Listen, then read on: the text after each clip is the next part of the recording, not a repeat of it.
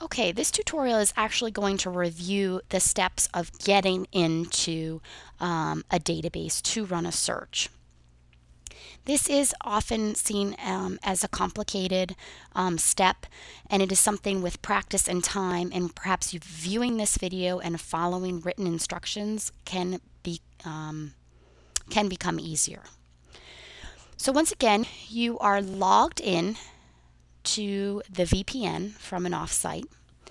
And what we want to be checking here in the center is the home tab is checked.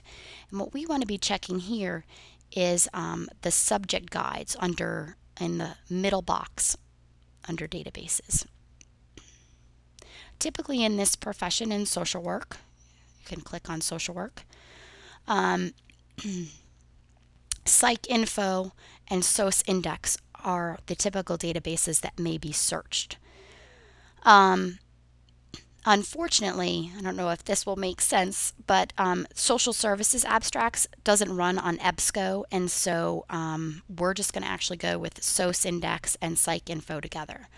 So what you want to do is click on psych info, and this actually brings you to a new screen, and it's called the EBSCO host. And once in this screen, like I said before, we want to be checking more than one database. Psych info is a good database to find, and as you can see under here, under in, we have psych info checked. But there are some other databases that can also be checked. Academic Search Premier is something that some of our faculty and students use. Another one is the SOS index. So once you check these and click submit, you will actually note that now when you go to run a search, you are going to be running a search through and it'll be searching articles in the Psych Info, Academic Search Premier, and the SOS index. Okay, so at this point we're probably ready to run our search. One thing that we should be thinking about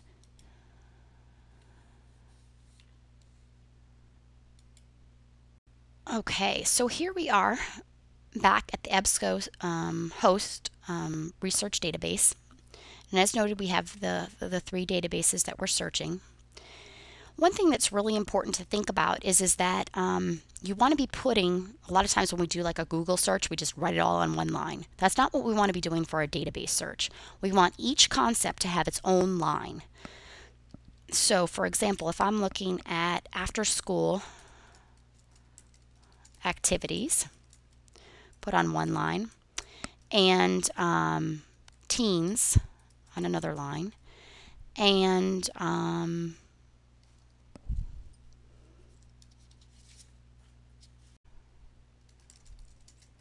social development.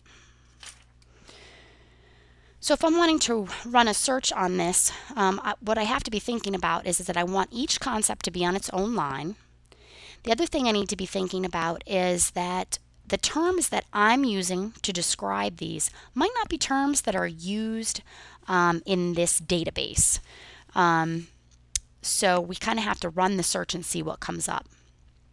Under the select a field, I typically leave this blank unless it's a specific author that I'm looking for, or if it's to narrow my search, you can certainly look by just maybe the issue number or the title.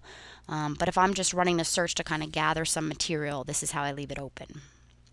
As mentioned before, you can check peer reviewed, meaning that it will only retrieve articles that are from peer reviewed status. There are some other ways, as you can see down here, to kind of limit your searches. Looks like what's happening is that Psych Info has its limitations listed here. Academic Search Premier has its limitations here, and SOS Index has its limitations here. What you have to remember is that you are searching three databases. You don't have to. In this case, I'm just showing you how you can expand a search. And so what's happening is that each database kind of has its own ways of limiting. I did check peer reviewed so we can kind of see what comes up that way.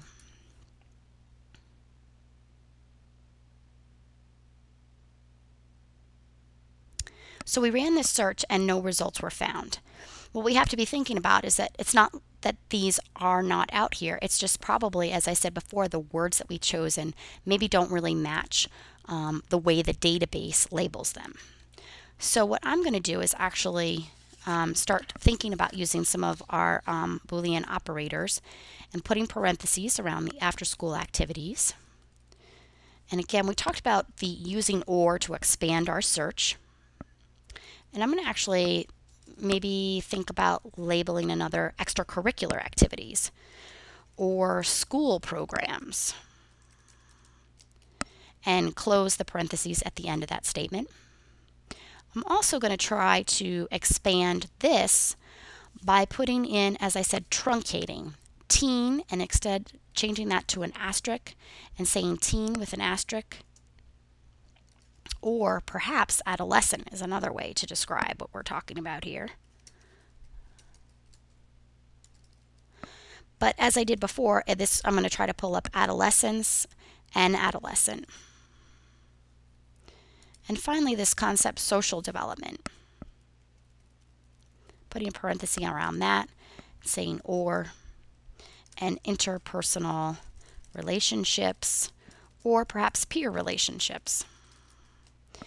Again, when you're running a search, you really need to be thinking about some synonyms that describe the concepts that you're trying to search for. And so one thing you might want to do is kind of write down some of the concepts you hope to search, and then really some synonyms that may go along with that, and kind of search it all. So let's see what might come up with that.